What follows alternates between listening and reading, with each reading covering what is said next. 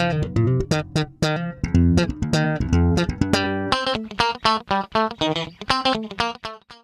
welcome to our sixth and final screencast for the Media Online at Your Library course. In this last section, we're going to be talking about blogging. And I'm going to start a little bit backwards here. I'm going to start by showing you my RSS reader. RSS stands for Really Simple Syndication, and it's a way of reading a lot of blogs very quickly. A blog is just it's a website, but it generally lists the posts in chronological order, and people can post on a certain topic. Most blogs are specific to some certain topic, whether it's somebody's personal life or something political, interests, hobbies. There's blogs for just about anything under the sun. I have my blogs organized using Google Reader, the blogs that I read. And I have them under several headings. Legacy media, these are the newspapers in Idaho and mainstream reporters that I read. Immigration links, and then Idaho blogs. I have a pretty long list of Idaho blogs that I read. Don't read them all every day, obviously, because there's so many of them, but anything from friends' stores, other fellow journalists like Scott McIntosh. Tim Egan is the Western reporter for the New York Times, and there's many more as we go down. I read both conservative and liberal and more neutral blogs because I want to get a wide variety of opinions about what people are saying. So all of these are Idaho-based blogs that I read. Writing Ball Press is one of them. Randy Staples covers the Northwest with his blog, and he's a former journalist who writes a lot about interesting things in Idaho. And so I'm going to click on this, and it gives me a short intro to this post. This is a blog post, and it's dated July 17th, 2012. And if I want to read the rest of it, I can click on it, and it opens in a new window. So rather than going to each blog individually, I can use a blog reader, an RSS reader, to go through them very quickly. This is a post that Randy Staples did a couple weeks ago on news sources and the changing view of news sources as to whether or not they're partisan.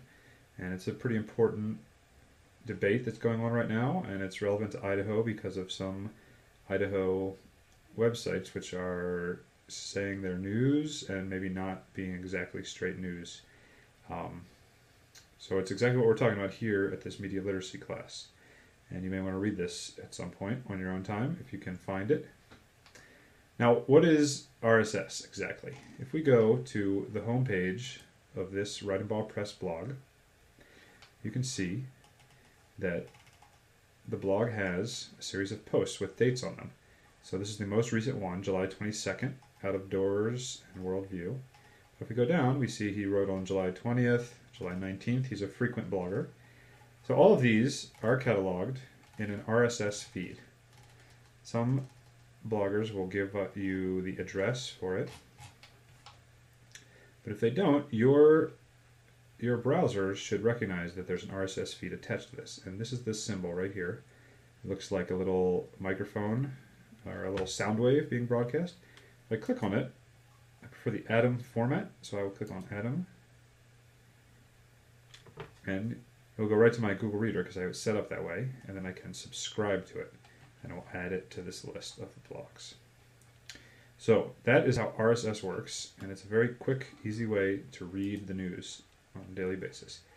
These are the other blogs. I have an agriculture section, people who are just my friends, music, my own personal web hits, some international stuff, bicycling. So as you can see, there's a ton to read. Obviously, I don't get to read all of it every day, otherwise I would be overwhelmed. But that's how RSS works. Now, how do you find blogs that you want to read? One way is by looking at who bloggers link to.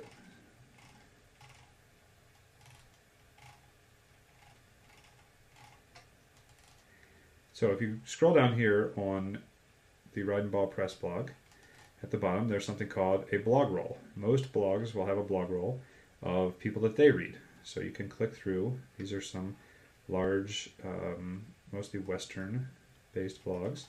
Then he has an Idaho-based blog section. Okay, and again, he has both liberal and conservative views represented on here.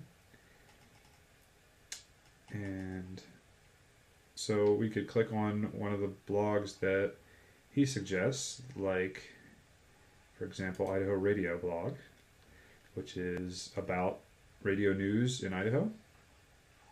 And it's not updated very frequently anymore, but it has very interesting insider scoop on changes in radio stations and radio station ownership. And as you can see, they call links, but they also have other blogs linked to from here, and they have an RSS feed. So that's a way of finding blogs, is just by browsing other people's blogs. You can also, of course, search Google.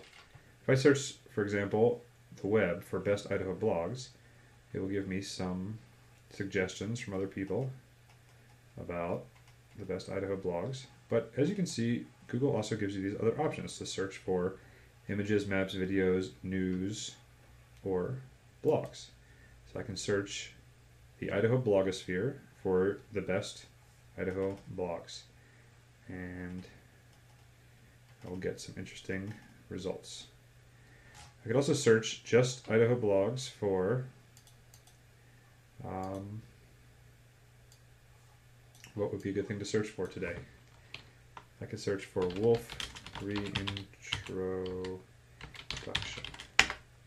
And let's see. We have some specific Wolf blogs, and then we have some posts from various sources on Wolf Reintroduction. And these could be quite interesting and help us find new blogs to read if we so desire. Now, the great thing about blogging is anyone can do it. And the newest tool to start your own blog for free is called Tumblr. It's at tumblr.com, and you can just put in your email, password, and a username, and you can start your own blog. This is what Tumblr looks like, and you can search for all different kinds of things in your search bar here, or you can click on tags like politics to see what people are posting. Now, this is just a list of all the blogs that are out there. If I want to click on something in here, like the Mother Jones Tumblr blog, this takes me to their blog. It's designed, however, you can design it in many different ways, and you can see what they are up to in their blog. I'm going to log in here real quickly. So I've logged in, and I have my own Tumblr blog here.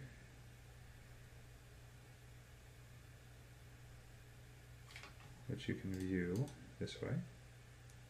This is what it looks like. It's not very pretty. But you could have a blog like this, and you can customize it. You can choose various themes, designs, and see what they might look like. Some of them you have to pay for, some of you don't. Oh, these are all.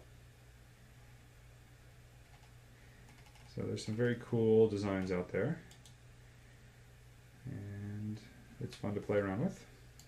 Another option, very well used, and one that I recommend, is called Wordpress.com. You can also start a free blog here, and they have many people using WordPress to blog. This is what I use for my professional blogs, is WordPress. And then Blogger is a Google blogging template. So if you have a Gmail account or other Google accounts, you could use, you can set up a Google blog, a Blogger blog as well. These are just various ways of setting up blogs. All right, so that was a quick lesson on blogging, how to read blogs, and how to start your own blog. And I encourage everyone to go ahead and be a publisher. You can publish, you can own a printing press, although it's not printed, it's online. But it's just as powerful, and I remind you to comment and participate on other people's blogs, but don't be a jerk about it. Give good comments, give reasons why you disagree, reasons why you agree. This has been our screencast number 6 on blogging for online at your library. I've enjoyed putting these lessons together for you, and I hope you got something out of it. So go back to the lesson and finish reading through the last couple bits, and we hope to see you around the library. Thanks!